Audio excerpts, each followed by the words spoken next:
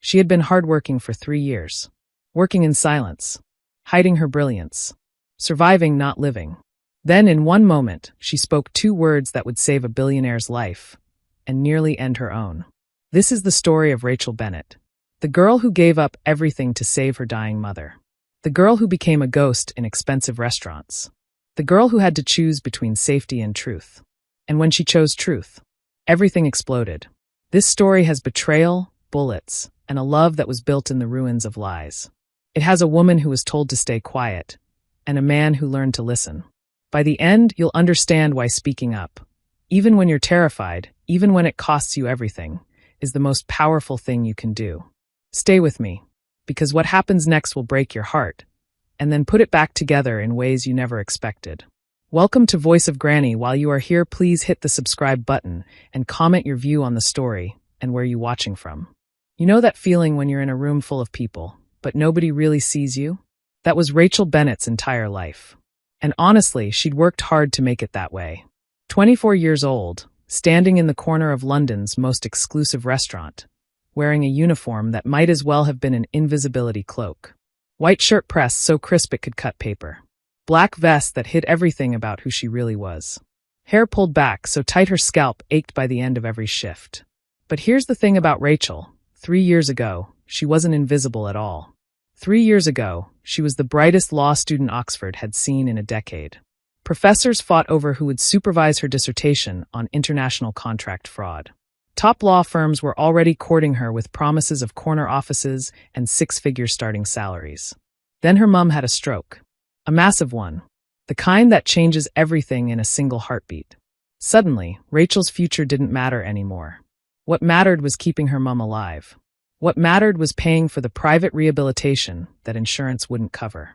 What mattered was the experimental treatments that cost more per month than most people earn in a year. So Rachel made a choice. She walked away from Oxford, ignored the desperate emails from her professors, deleted the messages from law firms, put her dreams in a box and buried them deep. Because the Sterling, this 5-star restaurant where prime ministers dined and billionaires made deals that moved markets, paid more in 3 months than any graduate law position would pay in a year. And her mum? Her mum was still alive, still fighting, still doing physiotherapy 3 times a week, slowly regaining the ability to speak, to move, to be herself again. That's what mattered. Not Rachel's brilliant legal mind. Not her photographic memory for contracts and case law. Not the fact that she could spot a fraudulent clause from across a room. For 3 years, she'd been invisible. And she'd been okay with that. Until tonight. Tonight, everything was about to change. The evening started like any other. November rain hammering against the windows of the Sterling, turning the London streets into rivers of reflected light. Inside, crystal chandeliers cast warm glows over tables where the world's most powerful people conducted business over wine that cost more than Rachel's monthly rent used to be. Bennett, Mr. Harrison, the restaurant manager, appeared beside her. His voice had that particular edge that meant something important was happening. Private suite, 3rd floor. 7 o'clock sharp. Mr. Blackwood does not tolerate mistakes. The name meant nothing to Rachel. She'd been successfully invisible for 3 years. She didn't know who was who in the world of money and power. But she saw the kitchen staff exchange nervous glances. Saw the sous chef actually cross himself. At precisely 7 o'clock, Rachel presented herself at the 3rd floor security checkpoint. A man the size of a building scanned her with a metal detector and waved her through without a word. The private suite was breathtaking. All dark wood paneling and floor-to-ceiling windows overlooking the Thames. A single table, set for 6, dominated the space like an altar. At 7 on the dot, he arrived. Alexander Blackwood, 36 years old. Self-made billionaire. The kind of man who'd built an empire from nothing and looked like he'd fight anyone who tried to take it from him. Dark suit that probably cost more than a car. Sharp features. Eyes that saw everything. He moved into the room like he owned it. Which Rachel later learned he actually did. He owned the building. Half the block, really. With him came an entourage. An older gentleman in glasses. A sharp-looking woman carrying a leather briefcase. 2 younger men in suits who were clearly security despite their polished appearance. Rachel poured water, still not sparkling, and melted into the corner. Invisible. That's what she was good at. At 7:15, the other guests arrived. An American businessman named Richard Sterling, all expensive teeth and fake warmth. With him was Dr. Patricia Ashworth, a severe British woman clutching a portfolio like it contained state secrets. Mr. Blackwood, Sterling's voice was smooth as oil. Tonight will change everything for your family's legacy. Alexander's handshake was brief, controlled. Show me. Dr. Ashworth placed her portfolio on the table with ceremony. Inside, nestled in protective foam, was a document that made Rachel's legal training sit up and take notice. It was old. Really old. Parchment, yellowed with age, covered in dense handwritten text. An elaborate wax seal at the bottom, red and ornate. The Blackwood Charter of 1823, Dr. Ashworth announced. Signed by King George IV himself, granting your ancestor, Thomas Blackwood, hereditary rights to coal mining operations across Yorkshire. Authenticated by the British Museum, the Royal Historical Society, and Cambridge University. Rachel was supposed to be arranging bread plates. Instead, every instinct honed by 3 years of law school was screaming at her. Sterling continued smoothly. With this document, you have legal standing to reclaim mining rights worth an estimated £400 million. All you need to do is sign the contract and transfer the purchase price. Rachel's hands trembled slightly as she set down the water pitcher. She knew this type of document, had studied hundreds like it during her contract fraud module. Historical property grants, mineral rights, the evolution of British land law. And something about this one was wrong. The language, the phrasing, the legal terminology. In 1823, British property law used very specific language for hereditary grants. Particular phrases that had been standardized since the 1700s. Legal formulas that appeared in every legitimate document of that era. This charter used modern legal phrasing. Terminology that didn't exist until the mid-1900s. Words that a forger might use if they'd studied modern law, but not historical documents. It was brilliant. Nearly perfect. The parchment was real. The seal looked authentic. Even the handwriting was period appropriate. But the legal language was wrong. Anachronistic. Impossible. Rachel watched Alexander pick up a pen. Heavy gold. The kind that signed deals worth millions. She had 3 seconds to decide who she was going to be. The invisible waitress who kept her head down and her mouth shut. Or the lawyer who couldn't watch fraud happen without speaking up. Her mum's voice, weak from the stroke but fierce as ever. Truth matters, darling. When we stop speaking it, we stop being human. The pen touched paper. Wait. Her voice was barely a whisper. But in that silent room, it was a thunderclap. Have you ever had one of those moments where time just stops? Where you can feel your entire life pivoting on a single word? That's what happened when Rachel spoke. Everyone turned. And I mean everyone. Sterling's smile froze mid-expression. Dr. Ashworth looked confused. The security guards' hands moved toward their jackets in synchronized motion that was actually frightening. And Alexander Blackwood, he slowly, deliberately set down the pen and turned to look at her. His expression was unreadable. His voice was soft, dangerous. Who are you?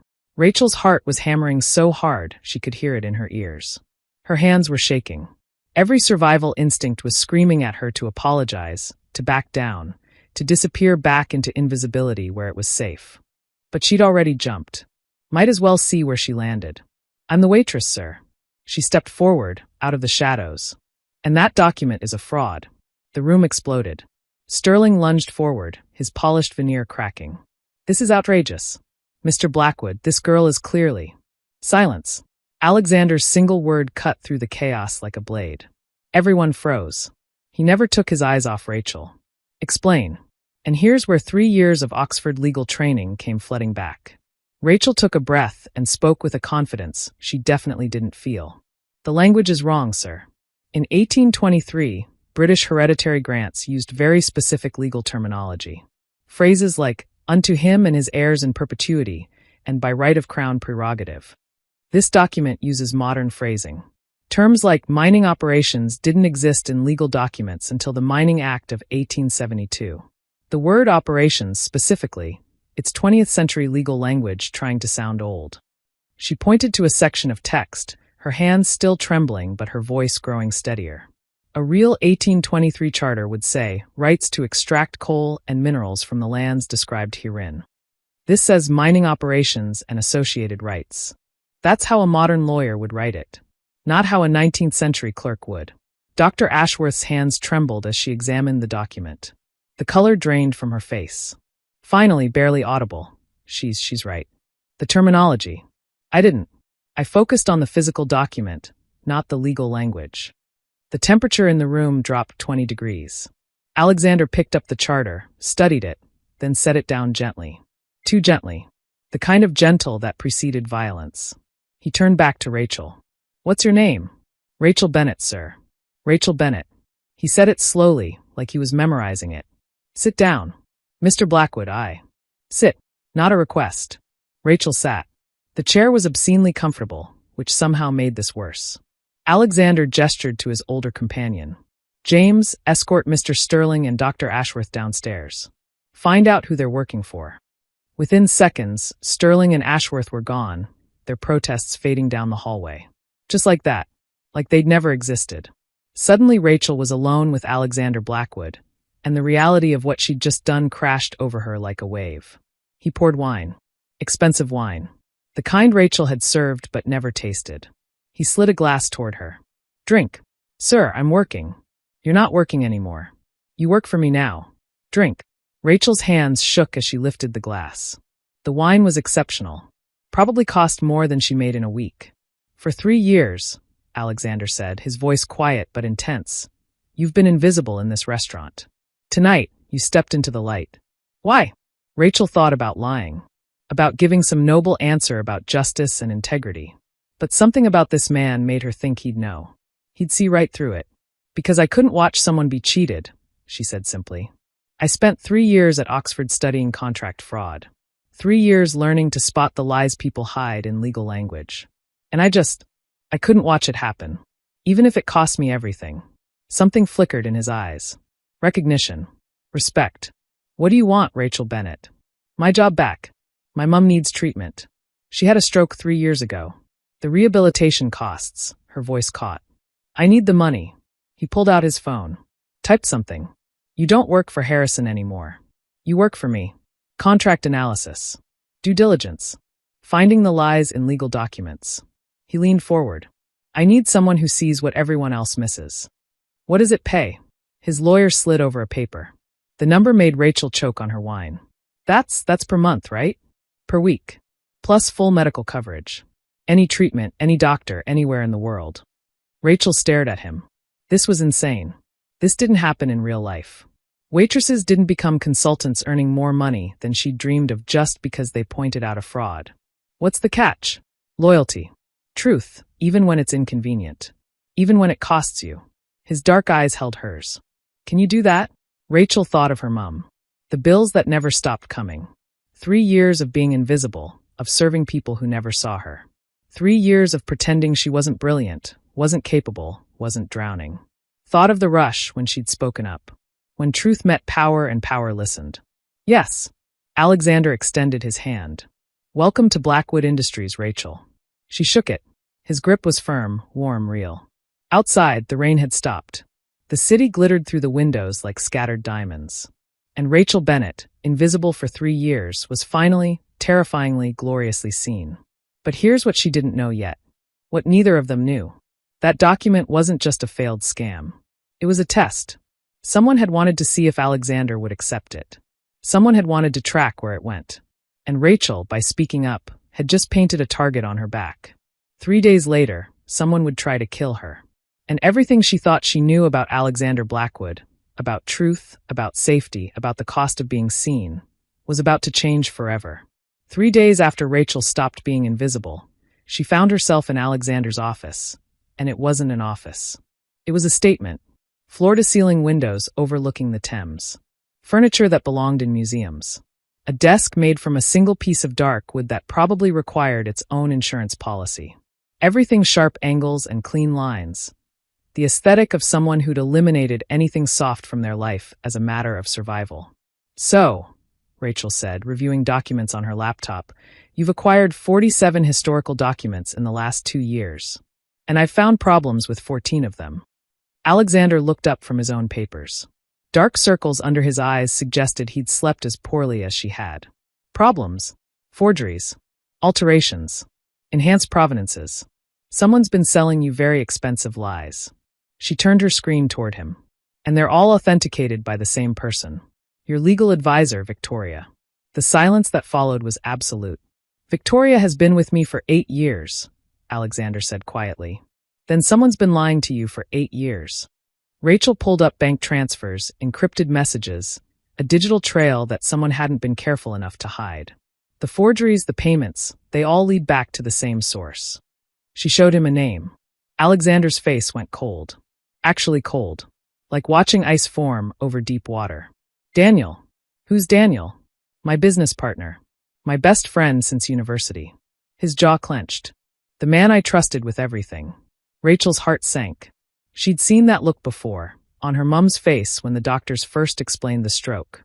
The moment when someone realizes their entire reality has been built on lies. I'm sorry, she said quietly.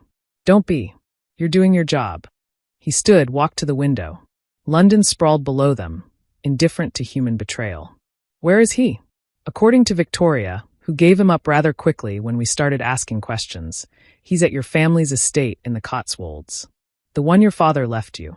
Alexander turned, and Rachel saw something in his expression that made her nervous. Not anger. Something colder. More calculated. Get your coat. We're going to have a conversation about the cost of betrayal. Alexander, maybe we should call the police. I don't call the police, Rachel. I handle my own problems. And that's when Rachel realized that maybe, just maybe, she'd jumped from one dangerous situation into another. The drive to the Cotswolds took 2 hours. Alexander drove himself, a sleek black car that probably cost more than a house. He didn't speak, just drove with the focused intensity of someone planning something. Rachel should have been scared, should have insisted on calling authorities. But she'd spent 3 years watching her mum fight against impossible odds, and she'd learned something. Sometimes the safe choice wasn't the right choice. The Blackwood estate appeared through the rain like something from a Gothic novel. All stone walls and ivy and windows that reflected nothing but darkness. He's expecting us, Alexander said, pulling up to the main entrance. Victoria called ahead. She's hoping to save herself by cooperating. Is that going to work? For her? Maybe. For Daniel? His smile was sharp enough to cut. No. They found Daniel in the library. And here's the thing that got Rachel. He didn't look like a villain. He looked like every other wealthy British man she'd served at the Sterling. Early 40s, expensive casual clothes. The kind of face that belonged in advertisements for luxury watches. He was holding a drink. Scotch, probably. Acting like this was just another evening. Alex, he said with a smile that didn't reach his eyes. I wondered when you'd figure it out. The forgeries. The fraudulent documents. All of it, you. Alexander's voice was steady, but Rachel could hear the pain underneath. Why? And here's where it got interesting. Daniel's mask cracked. Why? Because you got everything, Alex. Your father's company. His reputation. His empire. And what did I get? A minority stake and a pat on the head. He took a drink. I built half of what Blackwood Industries is today. But it's your name on the building. Your face in the papers. Your legacy. So you tried to destroy me. I tried to take what should have been mine. Daniel's voice rose. The forgeries weren't just about money. I was mapping your collection. Planning to take it all. Replace you. Show everyone that I was the one who built this empire. Rachel's hand went to her phone in her pocket. She'd started recording the moment they entered the library. Every word. Every confession. And when Rachel spotted the fraud, Alexander said quietly, you tried to kill her. She ruined everything. Daniel's composure shattered completely. That stupid waitress with her legal degree and her inconvenient honesty. Do you have any idea how long I planned this? How carefully I built this? That's when things went sideways. Daniel pulled out a gun. Not dramatically. Almost casually. Like it was just another business tool. Here's how this ends, he said. I shoot both of you. Make it look like a robbery. Take over the company as the grieving partner. Everyone wins. Except the people you shoot, Rachel pointed out. Because apparently near-death situations destroyed her filter completely. Well, yes. Except them. What happened next happened fast. Alexander moved, trying to shield Rachel. Daniel fired. The bullet caught Alexander in the shoulder, spun him around. He went down hard. Rachel screamed. Not a calculated scream. A real one. The sound of watching someone you'd started to care about get shot right in front of you. Then training kicked in. 3 years of watching her mum's nurses. Of learning to stay calm when everything fell apart. Of being functional when the world ended. She tackled Daniel. All 58 kilos of her fury launched at a man twice her size. They went down hard. The gun skittered away. Alexander's security burst through the door. They'd been waiting outside. Of course they had. Alexander didn't walk into danger unprepared. But Rachel didn't care about Daniel anymore. She was crawling to Alexander, her hands finding the wound, applying pressure. "You're okay," she said, her voice shaking. "You're going to be okay. Stay with me." His eyes opened. Found hers. He tried to smile. "You tackled him." "Shut up. Save your energy." "I love you," he said quietly. Simple. Final. True. Had to say it. Just in case. "Don't you dare," Rachel's voice broke. "Don't you dare say that and then die. That's emotional manipulation." Despite the pain, despite everything, he laughed. And Rachel realized that some truths were worth any cost. The hospital waiting room smelled like disinfectant and desperation. Rachel had been there for 6 hours, still wearing clothes stained with Alexander's blood, her hands scrubbed clean but still feeling dirty. The bullet had missed the artery by centimeters. That's what the surgeon said. Centimeters between life and death. Between a future and nothing. Daniel was in police custody. Victoria had turned witness. The fraud scheme, it turned out to be bigger than anyone imagined. 23 forged documents. Multiple buyers across Europe. A network that had been operating for 5 years. And Rachel? Rachel was the key witness who'd exposed it all. Her recording from the library. Her analysis of the documents. Her testimony about the attempted murder. The newspapers were calling her a hero. Law student turned waitress exposes multi-million-pound fraud ring. Woman saves billionaire from best friend's betrayal. She'd ignored them all. Because heroes didn't sit in hospital waiting rooms, terrified, replaying the moment when someone they loved got shot protecting them. "Ms. Bennett." She looked up. The surgeon. Still in scrubs. "He's awake. Asking for you." Rachel's legs nearly gave out with relief. Alexander's private room was on the top floor. Of course it was. With windows overlooking London and equipment that probably cost more than most people earned in a lifetime. He looked terrible. Pale, bandaged, connected to machines that beeped reassuringly. But alive. Definitely alive. "You look awful," Rachel said, sitting in the chair beside his bed. "You're still the worst at bedside manner." His voice was rough but warm. "Did they get him?" "Daniel's arrested. Victoria's cooperating. The whole fraud network is unraveling." She took his hand carefully, avoiding the 4-line. "It's over." "It's not over." His eyes held hers. "I meant what I said in the library. Before I got shot and ruined the moment." Rachel's heart did complicated things. "Alexander. I love you, Rachel Bennett. I love that you speak up when everyone else stays silent. I love that you threw yourself at a man with a gun to protect me. I love that you're brilliant and brave and terrible at accepting compliments. I didn't protect you. You got shot. You saved my life. Again." He squeezed her hand gently. "When are you going to accept that you're extraordinary?" "I'm really not. I'm just someone who couldn't stay silent anymore. Do you know how rare that is?" His voice was soft. "People who'll risk everything for truth? I built an empire, Rachel. I have money, power, influence. But I couldn't see the lies right in front of me. You saw them immediately. That's not ordinary. That's remarkable." Rachel felt tears threatening. She'd held it together for 6 hours, through police statements and journalist questions and her own terror. Now, sitting beside this impossible man who'd somehow changed her entire life, the dam broke. "I was so scared," she whispered. "When he shot you. When I thought," her voice broke. "I can't lose someone else. My mom almost died. I spent 3 years fighting to keep her alive. I can't do that again. I can't. Hey." He reached up, wiped her tears with his good hand. "I'm here. I'm not going anywhere. You can't promise that. I can promise I'll fight like hell to stay." His smile was gentle. "Just like your mum. Just like you. Fighting is apparently genetic in the Bennett family." Despite everything, Rachel laughed. Watery, broken, but genuine. "I love you too," she said quietly. "Even though you're reckless and have terrible taste in business partners and got yourself shot. In my defense, the getting shot part wasn't planned. Still counts as poor decision-making." They sat in comfortable silence, hands linked, listening to machines beep and London traffic hum far below. "What happens now?" Rachel asked eventually. "Now. Alexander's expression turned thoughtful. Now we rebuild.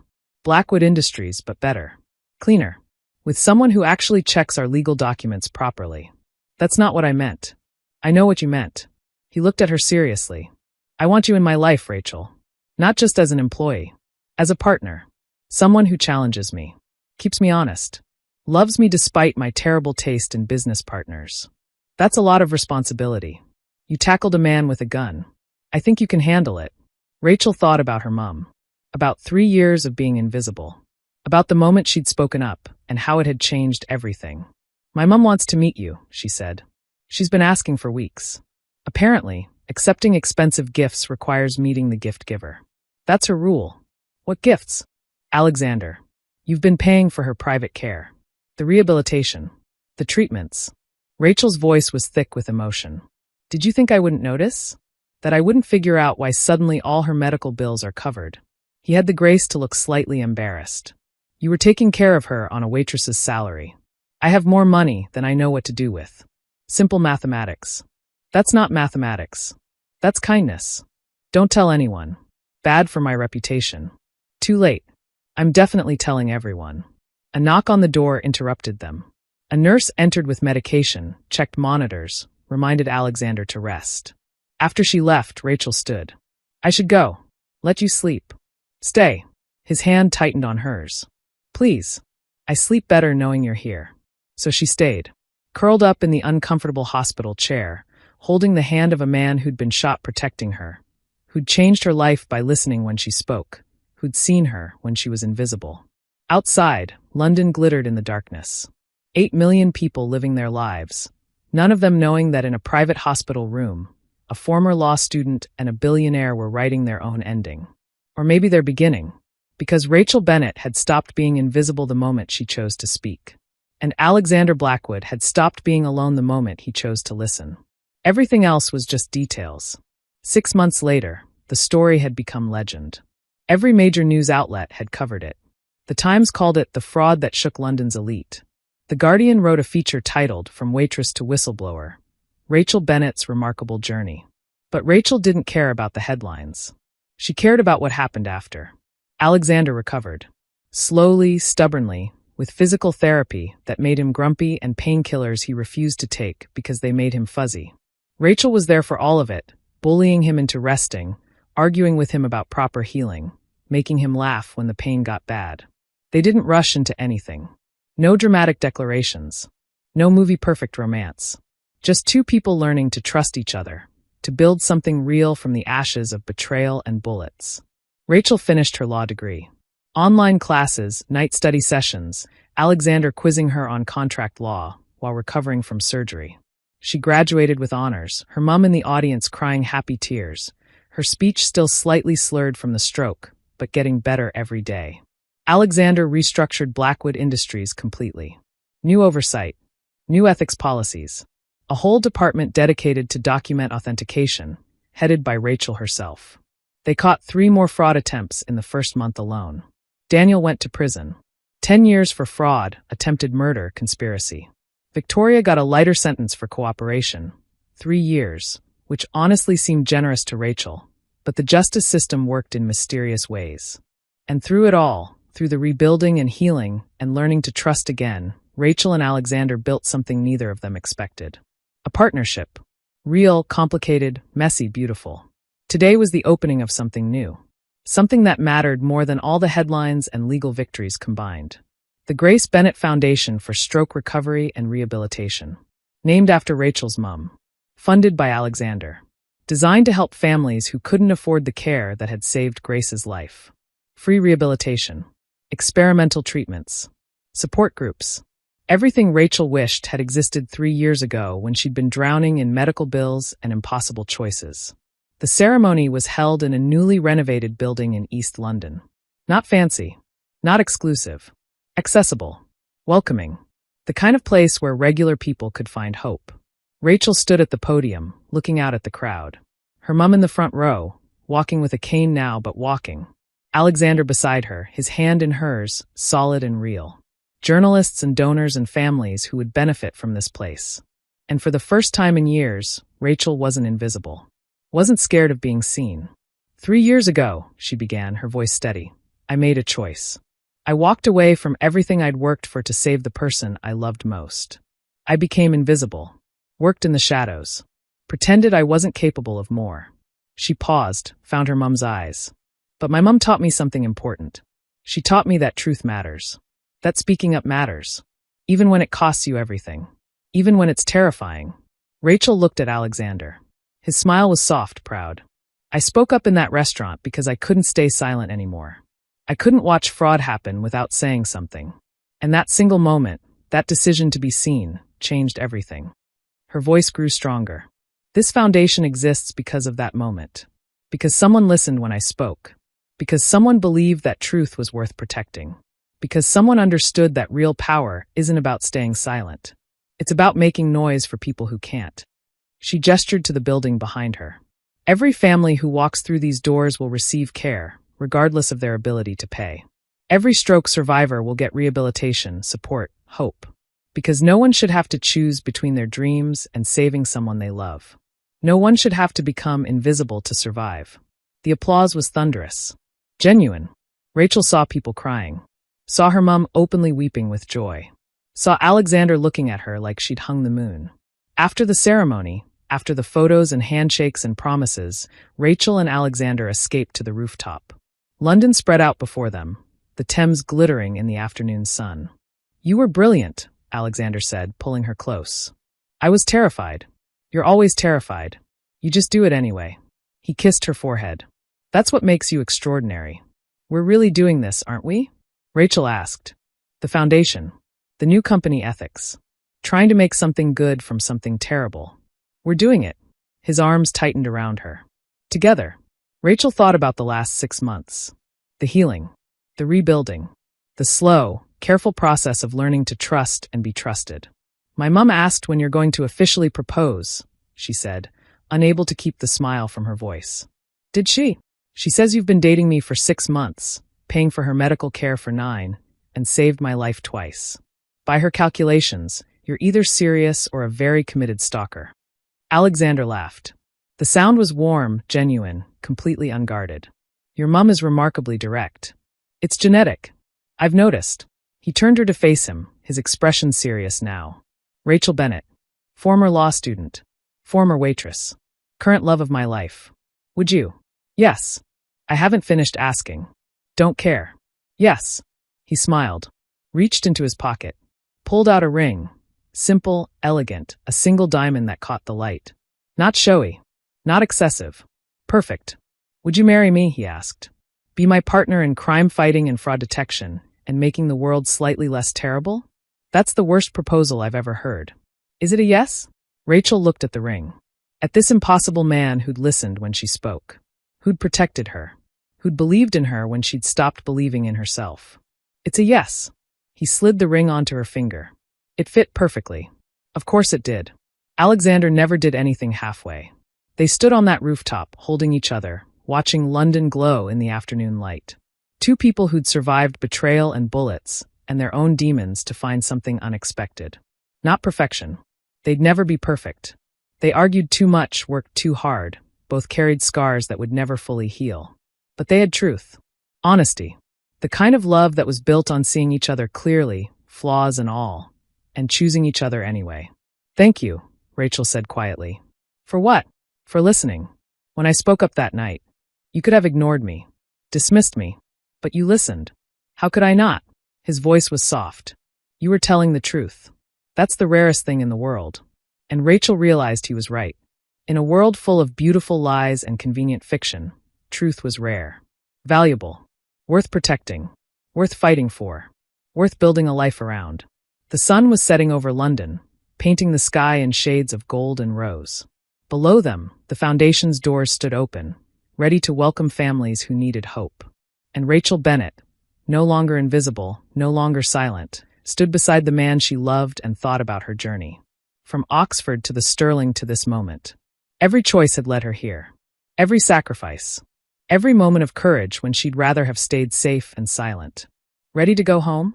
Alexander asked. Rachel looked at the ring on her finger. At the foundation bearing her mother's name. At the future spreading out before them like an unwritten story. Ready, she said. They walked toward the stairs, toward home, toward whatever came next. Together. If this story touched you, if Rachel's journey resonated with something in your own life, I'd love to hear about it in the comments below.